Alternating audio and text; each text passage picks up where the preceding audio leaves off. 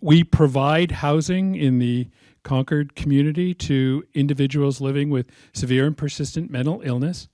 And we're pleased to partner with Riverbend Community Mental Health Center, who provides the clinical arm to our housing services.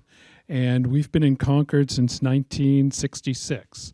And we're pleased that you're able to join us this evening as an event we've tried to do annually, where we show a film and have a panel discussion during Mental Health Awareness Month, which May is Mental Health Awareness Month. And May is also Elder American Month. So we're trying to cover both issues here tonight by showing a film about depression and in older individuals. And it started because we're looking at our population in our housing and their aging in their housing and trying to distinguish between signs of age and signs of individuals living their whole lives with mental health issues. And that's kind of how we got onto the topic, and we're pleased that you could join us this evening.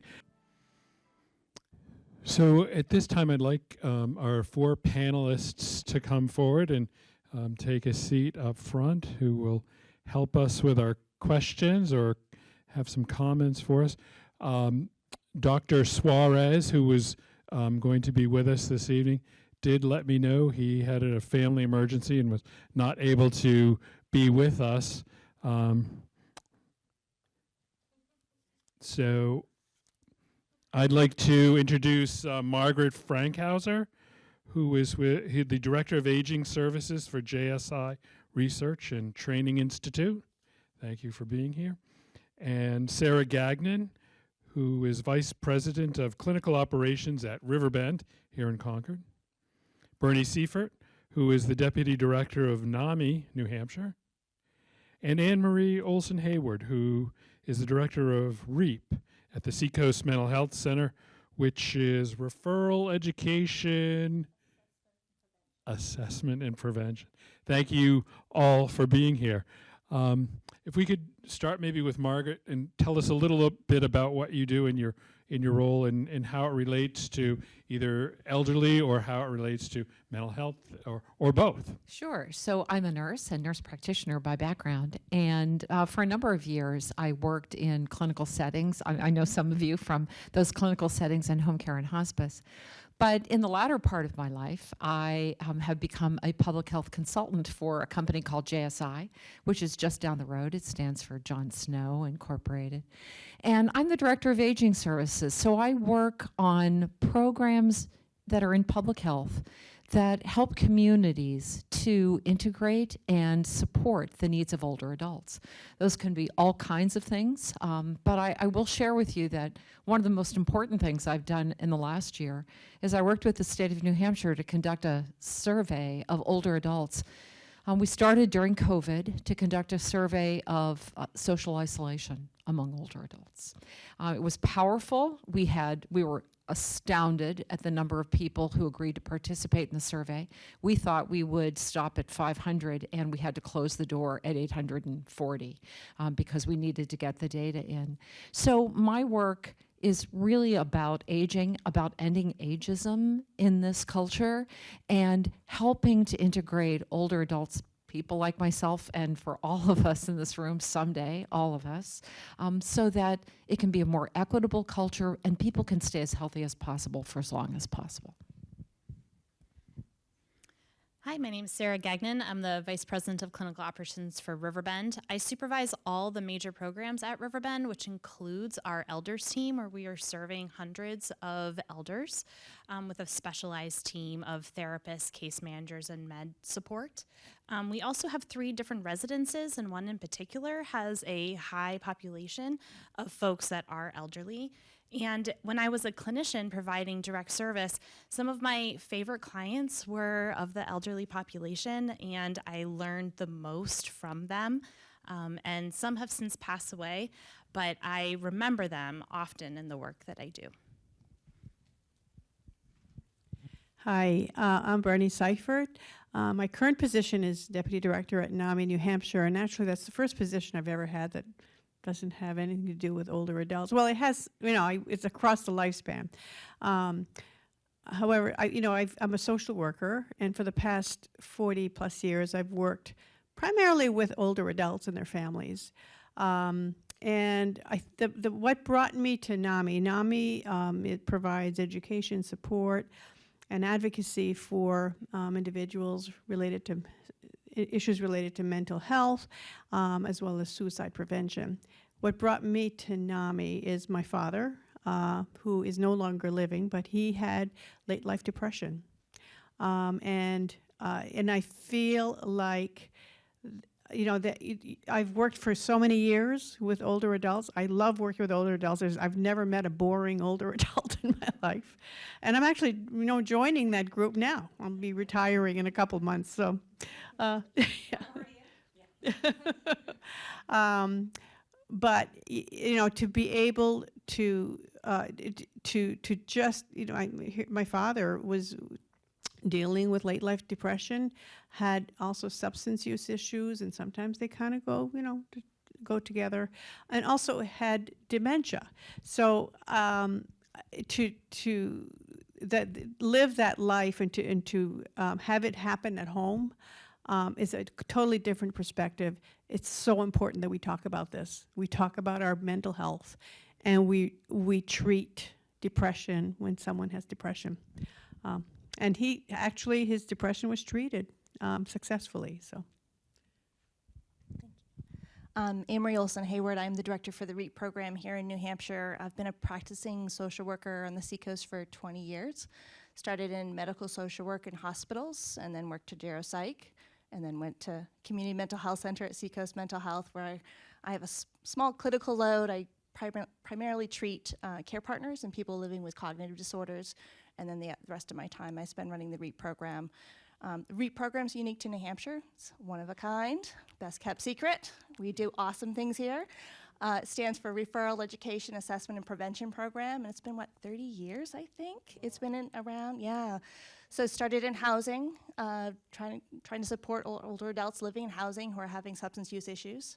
You knock on someone's door and say, I think you have a drinking problem, they're gonna shut the door on you. But if you say, hey, you need some help with transportation, they'll let you in. You build a rapport, you might be able to actually make some inroads, right? So we've now expanded statewide, and we assess people for cognitive issues, substance use, and depression. We're completely free. We go to people's homes. We'll meet them wherever they're at. Anyone can make a referral. And we really work around those functional pieces. It's around, we'll give you some information, we're gonna raise your awareness, and then try and connect you to resources. We want people to live well, because you can live well as you get older. You can live well if you have a cognitive disorder or other impairments. But it's just making sure that they're getting connected. So, and my 5-year anniversary is coming up this summer. It's been a wonderful ride so far. Thank you. I think one of the things that struck me, and perhaps others, had to do with the culture that the elderly have about talking about either depression or their illnesses, such as mental health issues. And how do we, I mean, I think that goes for a lot of us, but we're trying to change that. How is it more of a challenge with the elderly, if you will? Me? Anybody? I'll start. Okay. I think some of it is that cultural piece around we're New Englanders. You know, we pull yourself up by your bootstraps, and we're very. My grandmother used to say, you don't have to tea with your neighbors and share all your stuff. That's kind of you kind of keep things a little bit close here. But I also think it's a sign of weakness for some, and I also the other piece is it's not considered normal. Like, I think one of the things I loved about the pandemic is we were normalizing. You'd see on the news about people struggling. You'd see on the news about people, having increased alcohol use. And it was so much easier to talk to older adults when you said, hey, remember on, Good Morning America, there was that, oh yeah, I saw that. Yep, everyone's having that issue. But they're isolated and they feel like they're the only ones. And so why do I want to share that with anyone else? And then they're going to look at me differently. Can I just add that I think younger generation talks about it much more openly. I have sons that are in their 30s, and sometimes they're sitting around and they're with their friends and they're talking about their therapist. I saw my therapist today. It's like, okay, good for you.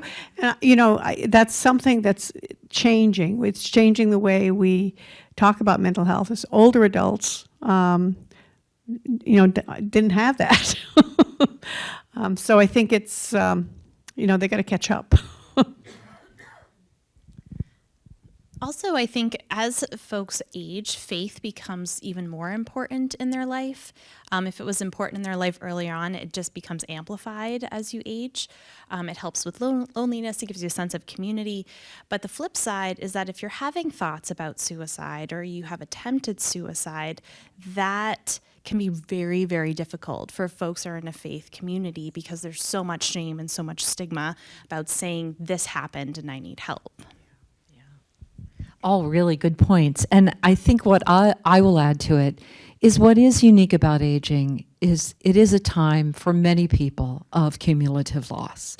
Loss of function sometimes, loss of very significant people in the family, sometimes loss of your home, loss of your job. All of those situations were brought beautifully here. And then when you partner that with this sense, I shouldn't be talking about this, then it magnifies the impact on people. So I'll offer one solution too. You didn't ask for one, but they offered a couple. One of the things we found through the social isolation work is if we'd said to people, are you depressed? They would have run away from that word. But if we said, are you feeling lonely at all? Or do you have any mood changes? Are you having trouble sleeping?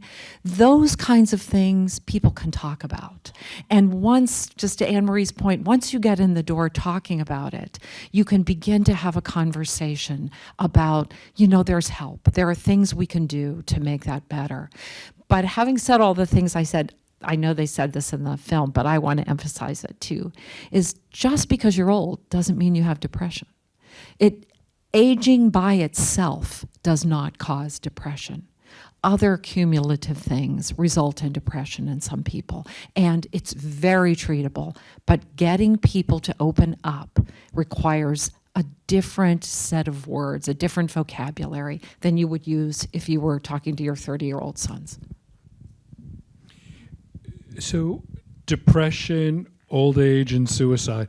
I guess what surprised me the most was I didn't think the elderly had such a high population of suicide, and I think the highest rate of any age group in the country. I always thought it was teenagers or young. And my mental health colleagues can check me on this, but I just actually reviewed data yesterday for another piece of work that I'm doing, and a young person who attempts suicide has a 1 in 400 chance of succeeding. An older adult who attempts suicide has a 1 in 4 chance of succeeding, particularly white men, and they particularly use firearms. That's correct. And just in terms of, people will say, well, why 1 in 4 versus 1 in 40? And if you think about it, if you have an 80-year-old body or a 90-year-old body and you overdose, chances of surviving that is a little bit less than if you have a 20-year-old body. And also people tend to be more isolated when they're older, and also sometimes more determined. So there's, but that's an absolute true, yeah.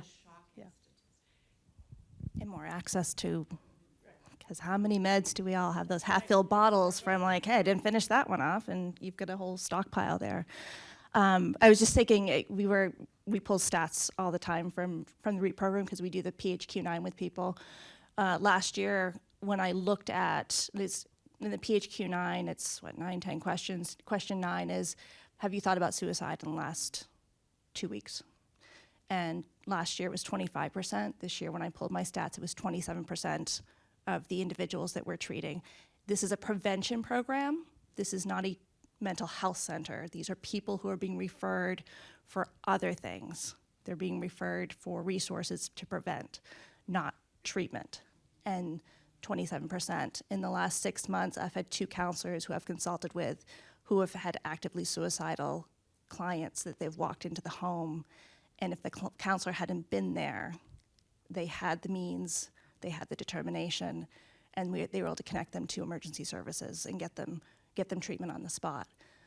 But again, those are treatment programs, and I think we've definitely seen that increase with COVID, increased isolation, which has a, we need socialization the same way our body needs good nutrition. And if we don't get it, then there's other things that start to fall apart. So there's definitely been that residual, the same as we're seeing with younger people, we're seeing with older adults. It's not just out in the news as much because there's so much isolation. So we work with individuals who are living with mental health issues. And it seems to me that because of that, maybe it's easier to recognize this because they're being seen all the time and are getting treatment for what you might say is something else. So how do we encourage individuals to do the same when maybe they don't have those issues? You mean in terms of like seeking out Seeking treatment? out or Yeah. recognize it even. I think it's having the conversation and being aware, raising our awareness, raising their awareness. A lot of times you won't hear, I'm feeling suicidal or I'm feeling bad or I want to hurt myself. It's, I don't want to wake up in the morning. And a lot of the psychosomatic, my stomach hurts, GI issues, migraines, body aches, so you're looking at those changes in behavior. Sleep is a huge one, and that's part of the reason why we do the 3, because if I've got cognitive issues, that could be because of my depression. If I'm having depression issues, it could be because I'm not sleeping. So what's how is this all, and maybe it's that 2 glasses of wine I'm having before bed. So we try and look at all 3 of those holistically and do some education and raise some awareness around those pieces.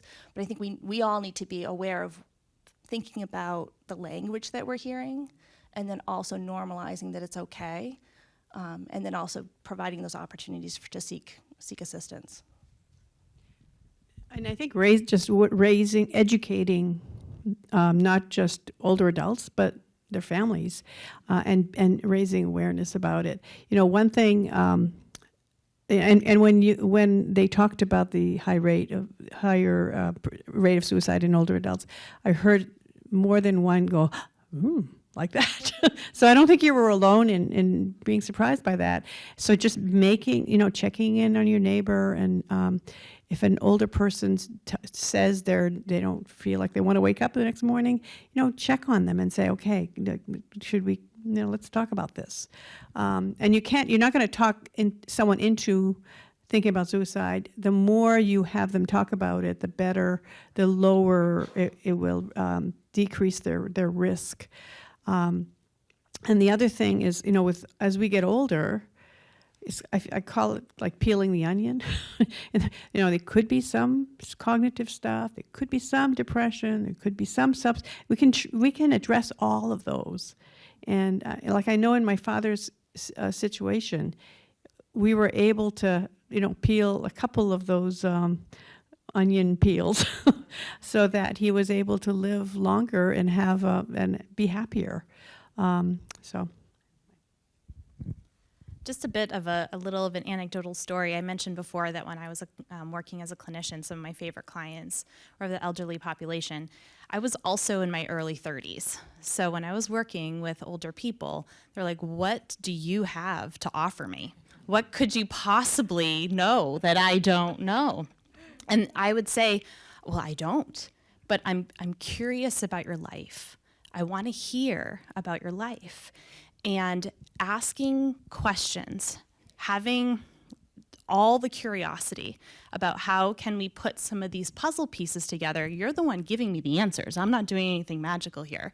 We're just trying to put the puzzle together to see how did we end up in the situation that we're in now.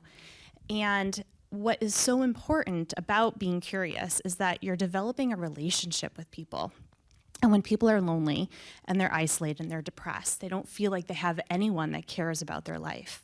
So when you have a spunky 30-year-old being like, tell me everything about your life, and asking more and more questions or developing that relationship, and it gives you inroads to say, that sounds really hard for you. Have you ever thought about hurting yourself? And it opens the door. So it's building the groundwork of understanding their story, building the relationship, and then being able to ask the tough questions. Yeah, that is a great story. As a clinician, I'll also share that one of the things I suggest to people is pay attention to the older people in your lives. Are they losing weight? Are they complaining of not sleeping? Are they eating more than usual? Are they behaving differently? Are they saying no to things they used to say yes to, and just generally not feeling joy in anything that you knew they once shared joy in? When you see those signs, then it's time for a conversation about, hey, I've noticed you're not behaving like yourself. How do you feel? What? And just probe a little bit in a gentle and supportive way to try and find out if they need to see their primary care practitioner. And I'll say, as a primary care practitioner, I wish everybody in primary care would think instantly about depression among older adults. They don't always do it. But what I used to say to family members is, I can't tell you about your father or mother without their permission, but I can listen to anything you have to tell me. So tell me what you want me to know. And I think those are really important, because then you're giving the clinician some cues about what they can pursue in a conversation.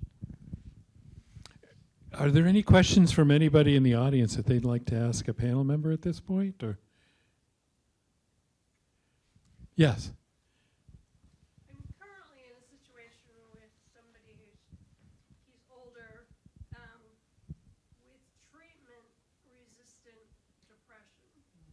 He's gone through medication, shock therapy, and in the paradigm of saying, so people can talk about it more comfortably, it's like, oh, well, depression is a medical condition.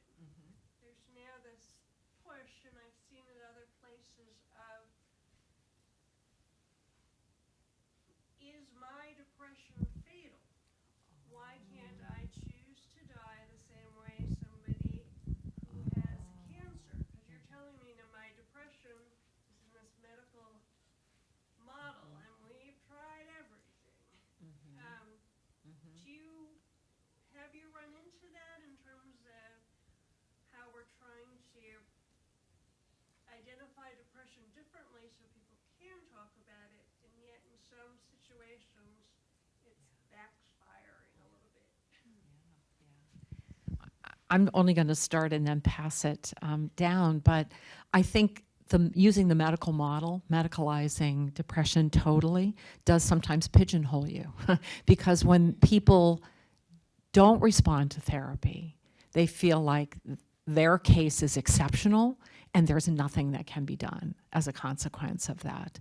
But I would still add that therapy and medications are better than no therapy and no medications. And that you can measure progress in inches, not yards.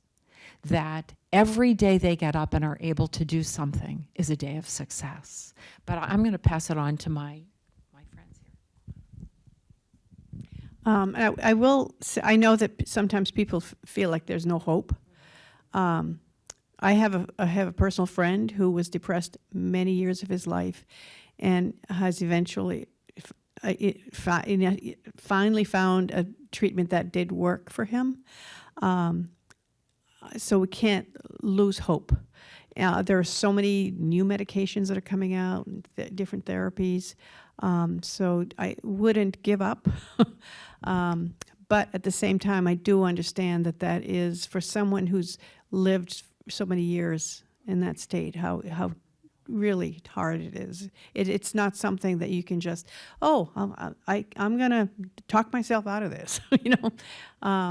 Depression can be very, very debilitating. Yeah. I don't know that I have a whole lot more to add, but the research right now, there's so much more around our gut health and how that impacts our brain health and our emotional health, how in touch we are with nature and just being going out and being aware of ourselves in the natural space, which so many of us don't have easy access to. And so maybe even thinking a little bit more outside the box and not within those traditional realms of therapeutic and medicinal interventions, but maybe some of those non-pharmacological and holistic interventions that may not resolve it completely, but might provide some inroads.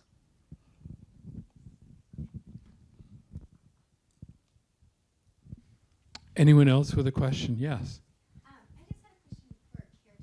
So, what would you recommend for caretakers to help kind of alleviate some of that emotional burnout that they talked about in the video? For care partners of people, respite, support, not just saying, what can I do to help you, but saying, I'm doing this, can I? That's one of the first things I have with my care partners. I said, make a list of all these sort of things that if someone asks, you can say, here's the list, what do you want to choose off of it? And they may say, oh, I can do, or it might spark some other thing. So just not keeping things vague, but really coming and saying, can I sit with them for an hour and, you go get your nails done? Or can I just talk with you? It's the piece that I hear from my care partners more than anything else is their own isolation. The chronic inability to walk away from. I'm in it, on it, all the time. I can't I'm a mother of 4 kids. My God. There are times when it's like, another adult walks through the door, I could not wait for them to come through. Our care partners are the same way. I'm aware all the time, especially in the later stages. I've got a care partner I was working with earlier today where she's in the later stages and she gets scared and she starts crying. And he tries to intervene, and he's wonderful, and should be the first one to say that he's wonderful, but in that moment, he's not. And she tells him how wrong he is and how what he's doing isn't helpful, and it's so hard for him. He's the primary care part. He's on it 24/7, and he's got this wonderful routine, but I can see the breakdown that's happening. And so I'm trying to encourage him to actually look at an alternative placement at this point in time. But anything you can do to give that respite and real, I'm going to do this, can I do this? Give them something tangible. Don't just keep it vague.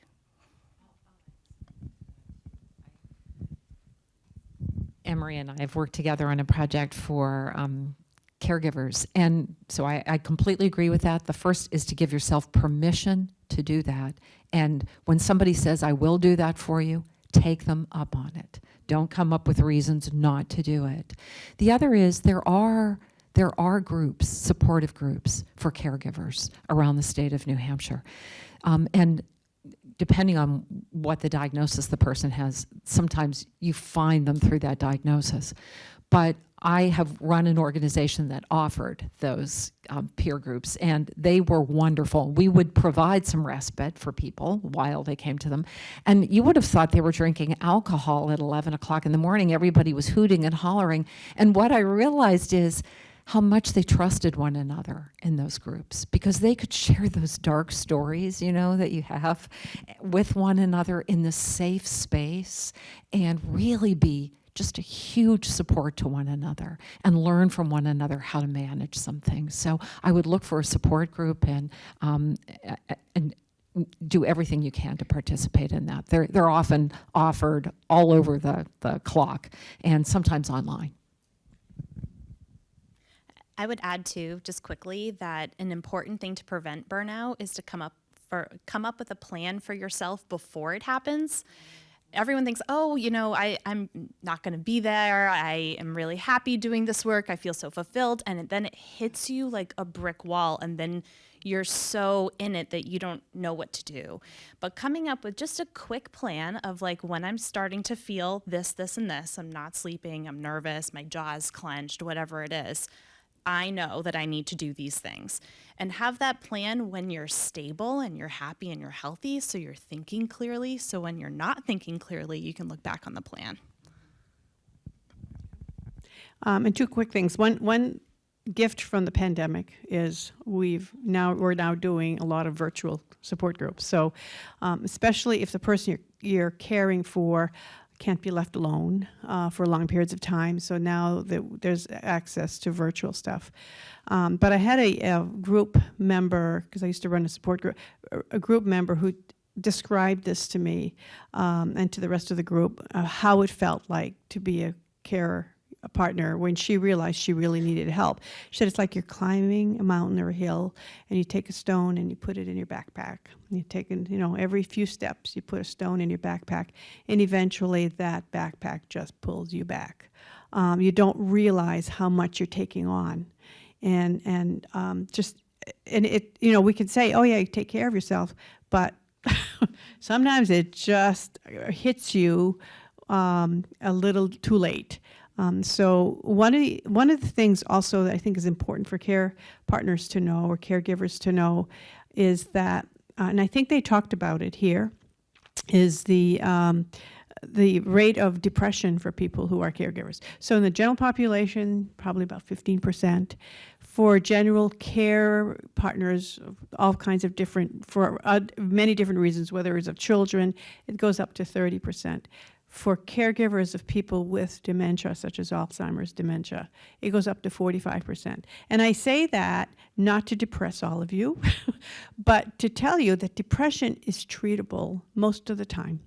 Depression is treatable. I mean, you can't reverse a dementia if you're taking care of someone with dementia, but you can treat depression. So there is hope. Just as you're talking about that, I'm thinking of a couple of care partners I had early in my career, and one of the things there's two things I always recommend for all my care partners. One is I recommend to do circle breathing every 2 hours, or whenever you can feel a little stress, because it stimulates the vagus nerve, causes some relaxation, and if your loved one has cognitive disorders, they're going to read your body language. So if your body's relaxed, they're going to be a little bit more relaxed. But the second piece is I encourage them to maintain a routine. One piece. So often our lives become the, sorry, my allergies are starting to kick in, become so revolved around the caregiving. And I had one gentleman where he was the primary care partner for his wife who had Lewy body dementia. No kids, no family, he was it. He had someone coming in once a week, and he would go golfing with his buddies. They were very social. They did a lot in the nonprofit world. Once a week, he golfed with his buddies. When she passed, he hadn't given up all of his social connections. It provided an opportunity for him to build off of. And I find that my care partners who can keep that one connection do better afterwards, because they still have something there. It's when I give everything up and then I have to, we all know as adults, making friends is a little bit harder than when you're 5. You can't just say, oh, you're 5, I'm 5, hey, let's be friends. It doesn't work that way. So maintaining that one little connection just makes things so much more successful afterwards. Does anyone else have a question? Yes. I have a specific question and a more general question. Thank you all for being here. The specific question you just made me think of, actually, Anne Marie, is Lewy body dementia. Mm-hmm. How do you know if you have Lewy body dementia versus just a regular generic form of? Well, there's 80 different types of dementia. So the most common is your Alzheimer's. Lewy body is the second most common, but the least commonly diagnosed. It's harder to diagnose. And some of that becomes because it doesn't present the same way that we typically anticipate someone with dementia presenting. So usually we think of memory issues, right? Well, in Lewy body, it's intermittent. They don't always remember. They'll have delusions, but they're very real delusions. I had a client that I worked with who the Sarah McLachlan commercials, every time she saw one of those, it triggered her. And she was certain. She'd look out the kitchen window, and her husband would be standing right beside her. She was sure that her neighbor was torturing animals in her backyard. She could describe it in vivid detail. She says, I could reach out and I could touch him. And she goes, I know it's not real because my husband's standing there and he's looking and he can't see it. But it felt real to her. She stopped watching the commercials. That was helpful. So it doesn't present the same way that we would typically. So it does take longer for us, but usually early on you'll start to see sleep disruption. Sometimes you'll see some Parkinsonian tremors.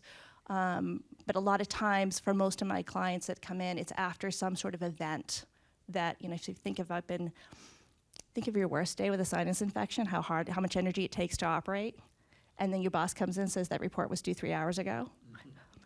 So people with dementia, regardless of the type, will work at that level for a long time, and then an event will happen, and we start to see they just can't maintain it any longer.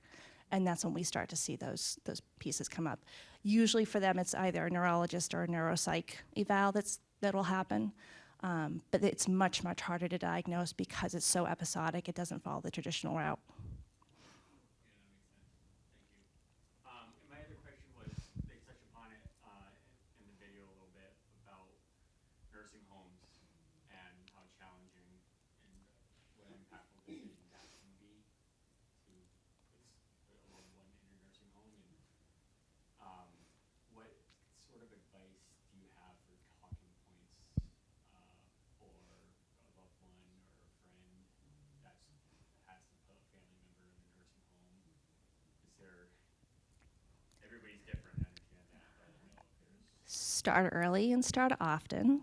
The earlier you plan, the more control over you have over what's going to happen. Nursing home placement has changed dramatically. I've been working 20 years, and years ago it was, if it was really complex, they're over 500 pounds, and those are the ones that we were having to call all over the place for. 10 years later, it was anybody. And what I'm hearing now is it can sometimes be a 5-year wait for some places, especially if you're not able to go in private pay. The higher level of care you need, the longer the wait's going to be. The earlier you plan, the more control you have. And I always tell my clients, let's plan for the whole continuum. What is it that you want? Most people say, I want to be home. Great. When would you know that wouldn't be able? I like my sleep. So if I have to get up in the middle of the night, I can't do that. My husband's 6'3". If he has to fall, guess I'm not getting him up those stairs. Everyone has that point where I'm like, I physically can't do it. I emotionally, financially can't do it. What are those pieces? Do we have other people that can step in? So what's my team? Is that realistic? Where are my kids? Can they do it? Can they not do it? Under what circumstances can they do it? And then if all else fails, what's my backup plan?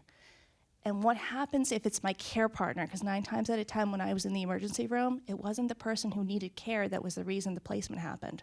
It was because something happened to the care partner, and there was no one else who was able to step in and provide that care. So tour some places. Things have changed a lot, an awful lot in the last 20 years. Tour some places. Everyone has its own personality. There are programs. Oasis is one company that I work with a lot, where they'll actually go and meet with you, and they'll help you figure out, the financial piece. And they've been in all of the facilities, so they can help provide some direction in terms of this one might be a better fit for you for what you're looking for than this one, because it's overwhelming. So finding someone else to help you through that process. But the more planning you do, the better. My very first client I worked with, she was a younger onset. She got diagnosed right after she retired from teaching. So I think she went into placement at 72. I worked with her from diagnosis to death, and she chose her placement. And she chose what she was going to bring. She chose the memorabilia she wanted to have there. She had control of that whole process. And it was a very powerful experience to go from someone who the first 3 sessions yelled at me to someone I saw every single week for 3 years.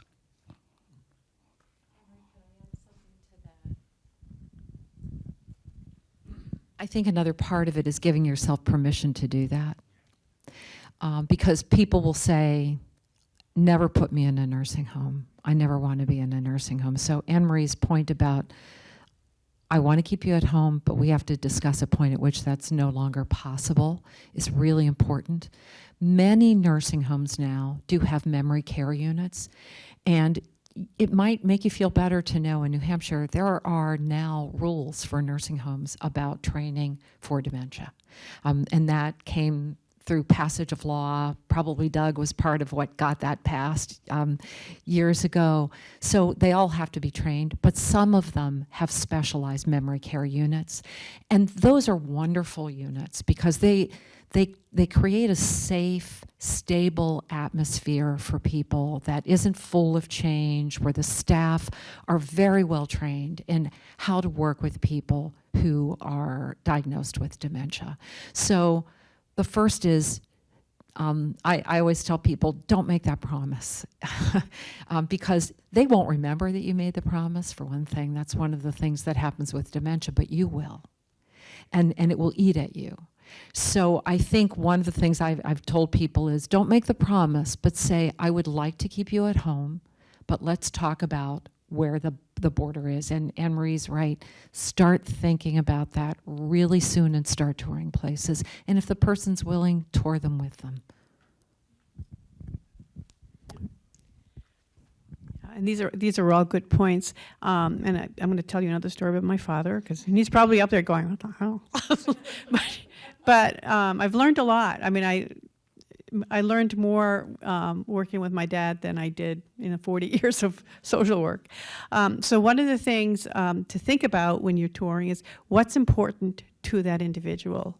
I have a coworker whose mother-in-law is just recently went to a nursing home, and they were thinking about, the family was thinking about maybe moving her to another nicer home.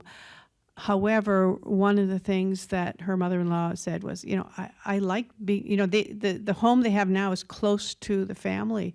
The grandkids are coming to visit regularly, and the sons and daughters are coming. So that was more important to her than having beautiful mahogany furniture. In my dad's case, he was we didn't have time to plan. So we don't always have time to plan. But he was very, very sick. He had pneumonia. He was admitted to a hospital. So then the substance use stuff became an issue because he was didn't have access to cigarettes, didn't have access to alcohol. So he was really struggling, and hadn't said 2 words in the 2 weeks he'd been in the hospital. So the decision was he was going to go to. We didn't even think he would make it. He made it. So he was going to a nursing home. Susie Q, social worker here, does all her research and come up with, oh, this is a good nursing home. And he lives in a very rural area of Maine. So we're standing around the hospital bed, and I said, this is the nursing home we selected. Now, again, he had not said 2 words in 2 weeks. And he lifted his head off the pillow and said, veterans home. So for him, the veterans home was his choice. He wanted to be around other veterans. That was very important. That was not the nursing home that I had selected. So we regrouped and made sure that that's where he went. So I think keeping in mind what is important to that individual may not be important to you, but yeah. So I know in my life, in looking back, I'm sure that I've encountered individuals with depression, in fact, some that have committed suicide. So and I'm sure that's the case for a lot of us. So what advice might you have for us in terms of how to approach an individual in a situation like that? Because I think maybe I'm the type that might say, you know, this isn't my business, I shouldn't get involved. So how can we change that? You get involved. Yeah, I think don't be afraid to ask someone, "Are you okay?" And sometimes that can make the difference of whether or not they follow through with their plans, or say, "Well, wait a minute." So don't be afraid to ask. And if you don't have the time to spend with someone, seeing if they could get connected to help. I don't know if anybody else wants to add to that, but yeah. So I think it's really important that we acknowledge that the state of New Hampshire now has an entire statewide rapid response model that every community mental health center has to have. In the past, it was only Manchester, Concord, and Nashua that had a mobile crisis team, and now every part of the state is covered. So what exactly does that look like? It means when you do ask the question, somebody says, I have been thinking about hurting myself, you can now say, we should call 988. That is the national suicide hotline number, and in New Hampshire, it can lead to a rapid response team. So what a rapid response team is, it's an emergency services clinician and a person with lived experience. They'll go out into the community wherever that person is calling from and do an immediate assessment to determine if they are safe to stay in the community or if they need a higher level of care. So that's 24/7 throughout all the state of New Hampshire. And now we're able to have the resource where before it was kind of like, I'm not quite sure what to do. Do you go to the emergency room? Do I call somebody else? Now everyone knows that they can call 988 and we can immediately help you. My only thing to add, and I base this on my neighbor, who was a very reclusive elderly gentleman who would never pick up the phone and call for help. He simply was not that kind of person. As my husband and I learned, don't wait for him to call us. We went to check on him every day. Now, maybe you don't have the time to do that, but whatever time you have, don't wait for them to pick up the phone and call you. Check in on them every day. If you can check in every day or every other day, you'll sense when something is going on and can ask, are you okay? And step in. I think the time for us to care more about one another is now. We have a mental health crisis in this country, and it affects people of all ages. So it's a time for us to reach out. Someday the person who needs that contact might be us. So that's what I would say is don't sit back and wait, just do. Margaret, that's an important point. As was pointed out, there were a couple of situations in the movie that it just so happened someone was coming in to check in on them that prevented a situation. One of the other things that came up in the movie was I guess it was lack of incentive to make a change. So as you get older, maybe I'm old, I'm going to die soon, maybe I don't need to make a change versus somebody who's younger has a lot to live for. So how do we address a situation like that maybe? So I think Bernie was talking a lot about hope earlier, and that's something that it just sticks with me because it's one of my core social work fundamentals, is that we're the keepers of hope. People come to us because they don't have any left, and they borrow it from us. We give it to them. And we have to be ready to do that and to make sure that everyone feels like they can get hope. What does that look like, though? Start painting a picture of what a better life might, or more fulfilled or less depressed life might look like. And again, start asking those questions to fill in the blanks. That's great. And peer support is also another thing that we haven't talked about here today. It wasn't talked about in the movie because it was back in 2003. So a lot has happened in the last 20 years. Peer support sometimes can reach people in ways that therapy can't, pills can't. So I just want to put a plug in for that. Any other questions from the audience? Any closing comments from any of the panel members? Thank you for being here. Yes. Thank you. Thank you so much for being here. I'd like to acknowledge all of our panelists, and Merrimack County Savings Bank in this community is absolutely wonderful in terms of providing support, and they helped fund this evening's program for us, and we thank them as well. Thank you.